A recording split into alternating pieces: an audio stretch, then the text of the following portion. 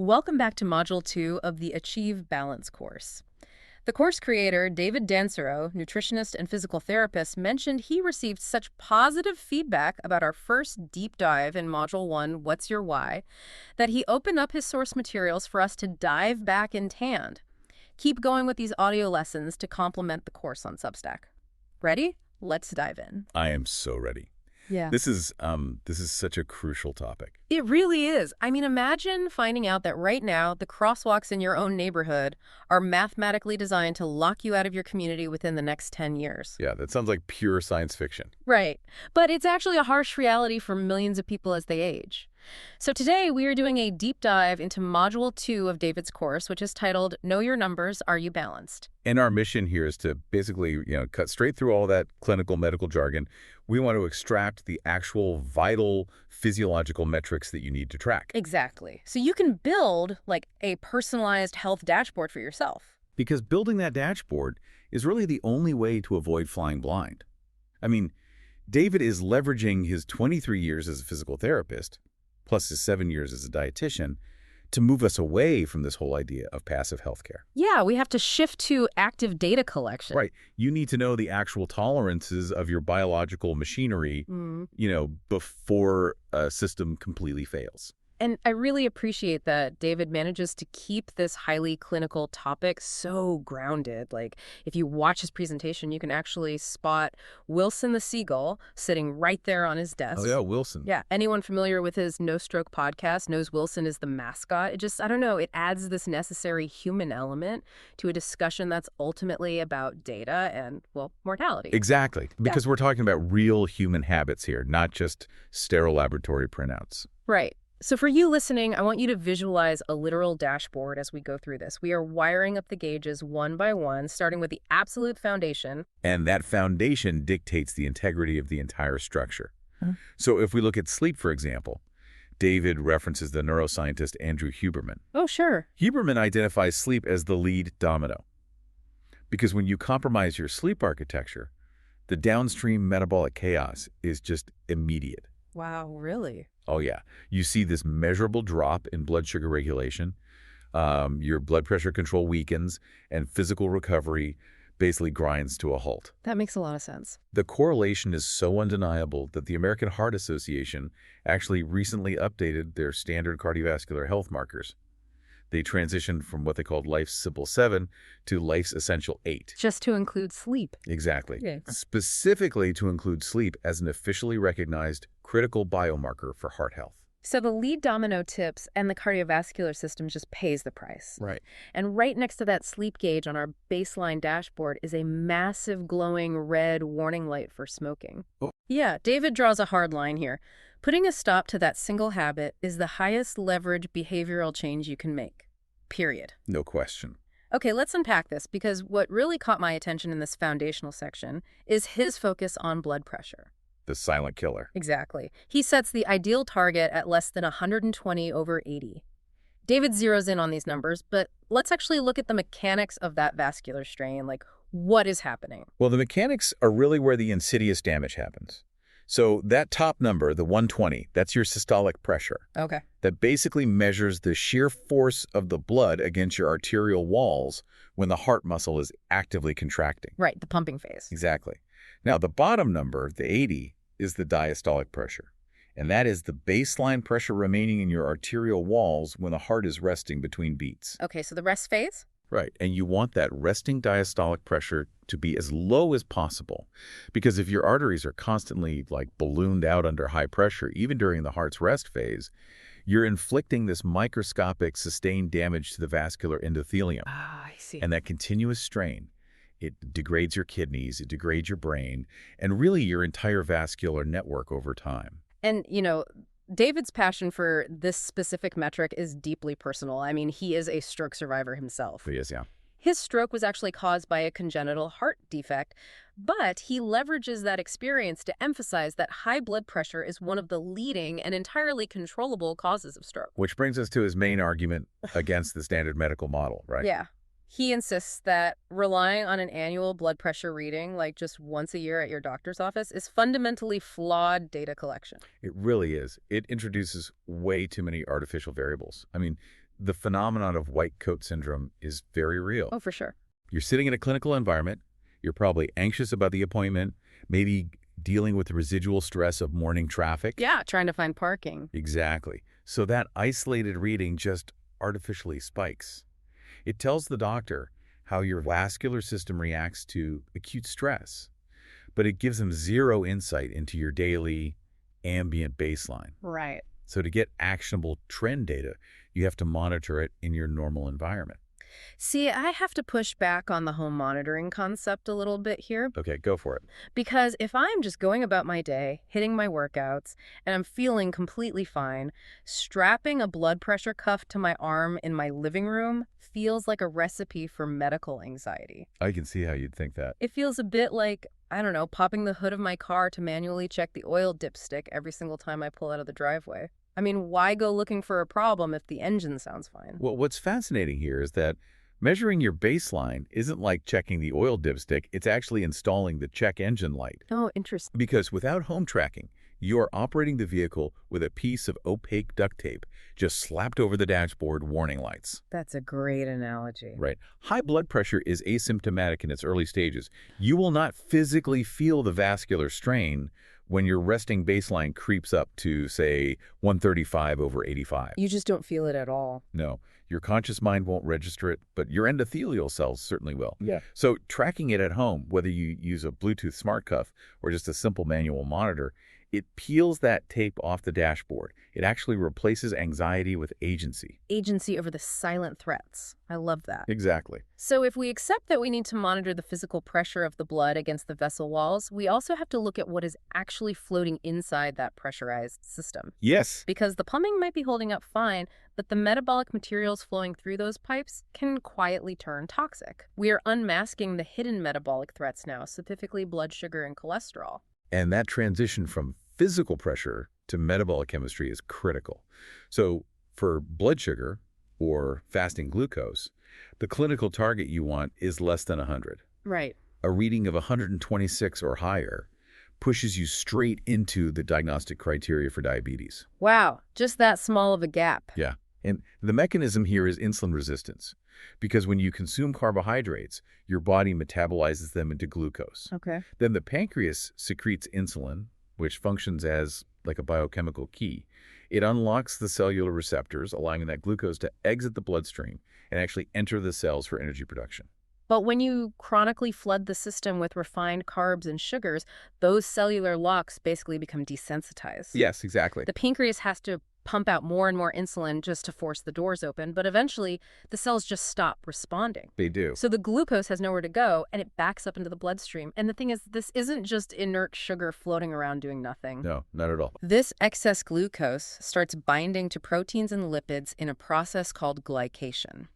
It essentially caramelizes the tissues in your blood vessels. Caramelizes, yeah, that's the perfect word for it. It makes them stiff, brittle, and highly susceptible to the exact pressure spikes we were just talking about. And that glycation process is exactly what drives the widespread vascular damage in unmanaged diabetes. The statistics David highlights from the CDC are just alarming. I mean, 1 in 3 adults in the U.S. currently meets the clinical criteria for prediabetes. Here's where it gets really interesting, though. 80% of those people do not know it. It's terrifying. 80% of that population is walking around with their vascular systems quietly caramelizing, and they are completely oblivious to the fact that their metabolic engine is stalling out. Completely blind to it. It just reinforces why David takes the phrase, know your numbers, so literally. It's a survival manual to keep you out of that 80% blind spot. Right. It requires proactive curiosity about your internal chemistry. And the other major component of that chemistry is cholesterol. Oh boy, cholesterol. Yeah, the public perception of cholesterol is so heavily skewed. It's often viewed purely as a toxin. But in reality, cholesterol is a vital structural component. Really? Oh yeah, every single cell membrane in the human body requires cholesterol for structural integrity. Yeah. The issue isn't the molecule itself. The issue is the transport mechanism. It's all about the lipoproteins that are carrying it through the bloodstream, right? Yes, yeah. Because David notes the target for total cholesterol is less than 200, but that total is a composite score. Yes. You have your HDL, which is often called the good cholesterol, and you want a target of greater than 60 for that. HDL functions like a fleet of garbage trucks, basically actively pulling excess cholesterol out of the arterial walls and taking it back to the liver to be cleared out. Right. And then you have LDL, which are the lipoproteins that transport cholesterol outwards from the liver to the tissues. The bad stuff. Well, when there's an excess of LDL particles, or when they become oxidized, they can lodge into the arterial walls, and that initiates the plaque buildup that narrows the vessels.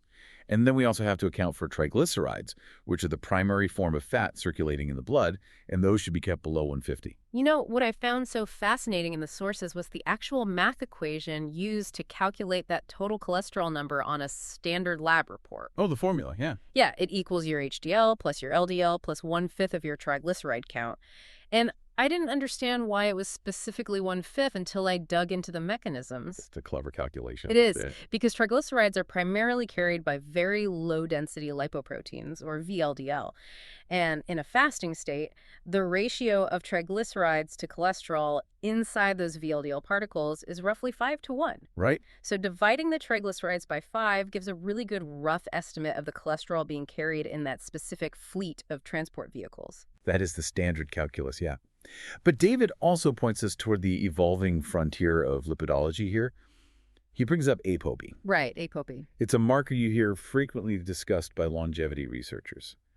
Basically, ApoB is a protein that sits on the surface of every single atherogenic or plaque-causing particle in your blood. Okay. So measuring ApoB gives you the total number of these dangerous particles rather than just measuring the weight of the cholesterol inside them. Oh, I see. Yeah, because you can actually have a normal LDL cholesterol weight on a standard test, but still have a dangerously high number of ApoB particles crashing into your artery walls. Wow. So measuring ApoB provides a much sharper resolution of your actual cardiovascular risk. Okay, so we have the baseline pressure dialed in, Yeah. and we understand the metabolic fuel and lipoproteins circulating in the blood, but all of that pristine internal chemistry is completely useless if the physical chassis, like the musculoskeletal system, loses its ability to operate independently in the world. Absolutely. We have to pivot from the internal fluids to the biomechanics of the machine itself.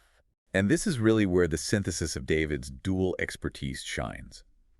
His physical therapy background introduces this concept of your movement age. Yes, movement age. Because you can have the blood work of a 30-year-old, sure, but if your biomechanics are failing, your functional reality is entirely different. And to measure this, David uses a smart movement screen. Right. It's a mobility assessment built around 3 specific movements. There's an overhead reach squat, an inline lunge, and a high hurdle step. Simple, but revealing. Very.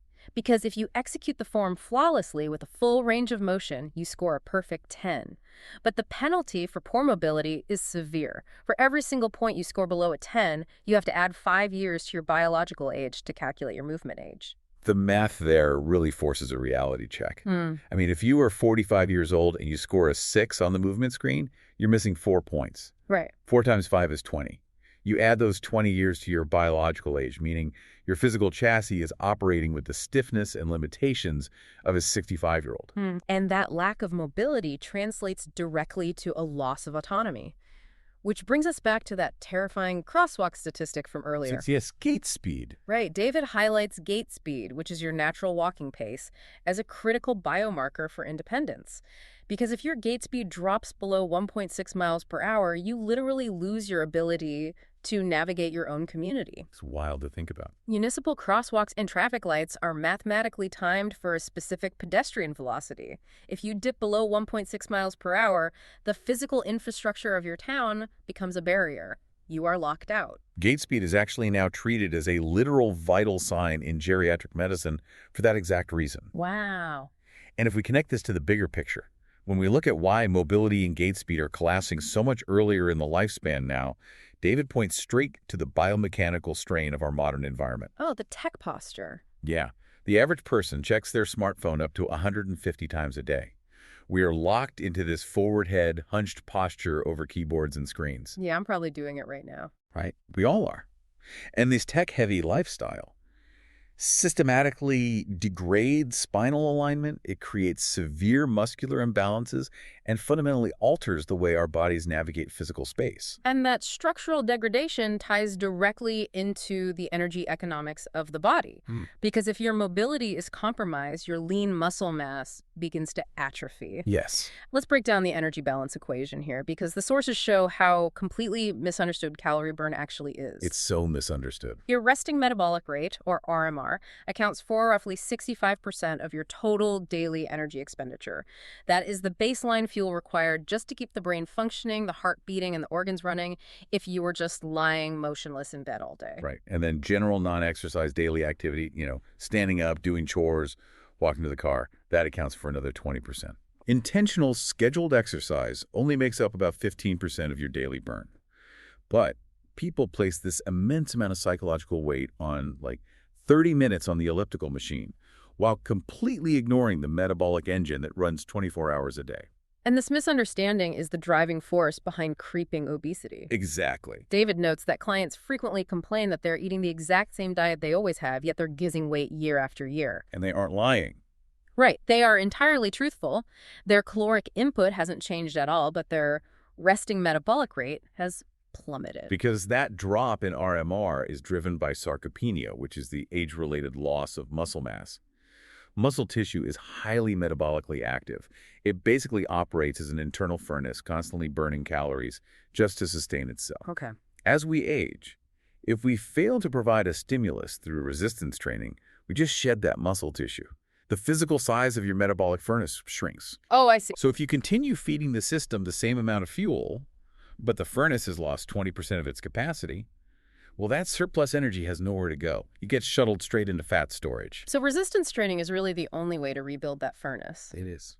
David shares this fascinating anecdote in his materials about having his RMR clinically tested the day after he completed the Boston Marathon. Oh, I loved this part. His metabolic engine was burning at an astronomical rate, nearly 1,500 calories higher than his predicted resting baseline. The technician running the test actually thought the machine was malfunctioning. That's incredible. It perfectly illustrates how massive physical output and the preservation of lean muscle mass dictate the engine's total capacity. The system simply requires a physical demand to justify maintaining that expensive muscle tissue.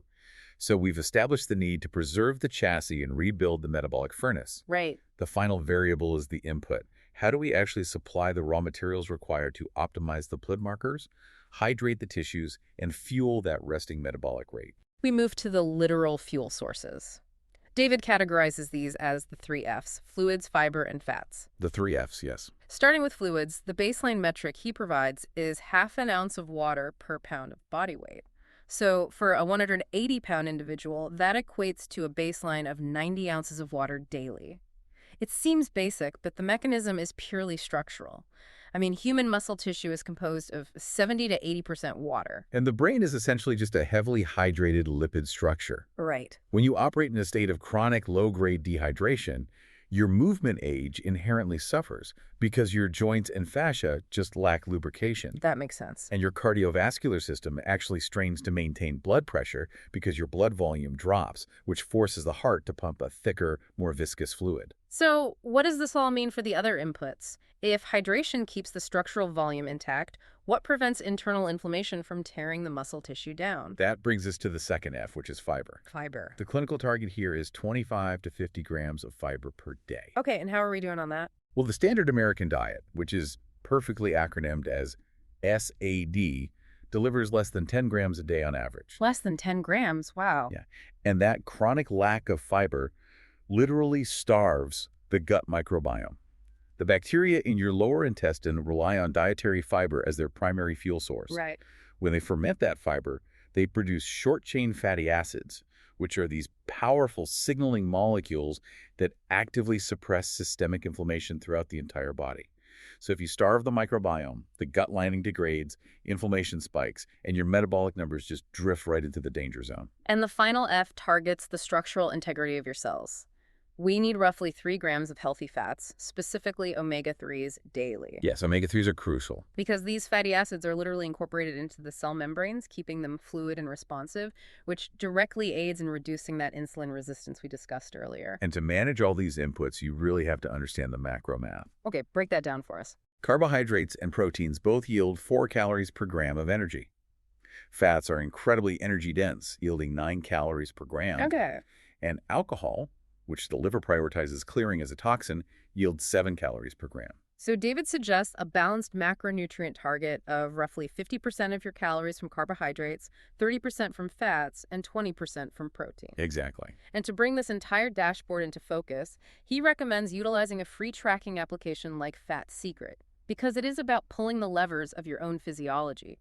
By tracking the 3 F's for just a few weeks, you generate the data necessary to control your resting metabolic rate, dial back systemic inflammation, and optimize the pressure in your vascular system. Because you simply cannot optimize a system you refuse to measure. Peeling that duct tape off the dashboard is the very first step toward taking ownership of the machine. I completely agree. And, I want to leave you with one final thought to process. We explored the concept of your movement age today and how quickly it can diverge from your biological age. Yeah, the plus 5 years penalty. Right. Well, imagine if your movement age was legally required to be printed on your driver's license, right beneath your date of birth. Oh man, that would be brutal. Right. If you opened your wallet every morning and saw a number 20 years older than your actual age staring back at you, how would that immediate, undeniable feedback change the way you choose to move your body today? That is a brilliant way to frame it. The data on the dashboard ultimately dictates the quality of the miles ahead. It really does. Well, we have covered the foundational metrics today, but balancing the machine is an ongoing process. To make sure you have the tools for the next phase of this physical rebuild, stay tuned for the next course audio lesson by subscribing to David's Achieve Balance platform on Substack. Module 3 is going to dive deep into the specific mechanics of gut health and controlling that systemic inflammation, and you will not want to miss it. Until then, keep a close eye on your numbers, and we'll see you on the next deep dive.